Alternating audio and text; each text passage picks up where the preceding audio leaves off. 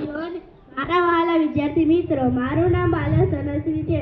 હું આજે ભારત દેશ મહાન રાષ્ટ્ર વિશે બોલીશ. આપણો દેશ મહાન રાષ્ટ્રમાં એક છે. તેમની સંસ્કૃતિ, પરંપરાઓ, રિવાજ, ધર્મ, ભાષા અલગ હોવા છતાં વિવિધતામાં એકતા આપણા દેશમાં થાય છે. ભારત દેશની પ્રગતિ અને વિકાસ માટે વિદ્યાર્થીઓએ જળ, જમીન અને પર્યાવરણની સુરક્ષા માટે બચાવ કરવો પડશે. આપણે બધા સાથે મળીને પ્લાસ્ટિક મુક્ત ભારત અને સ્વચ્છતા રાખીશું. આપણે જવાબદારી સાથે એકબીજાને મદદરૂપ થઈને આપણા દેશને મહાન દેશ બનાવીશું.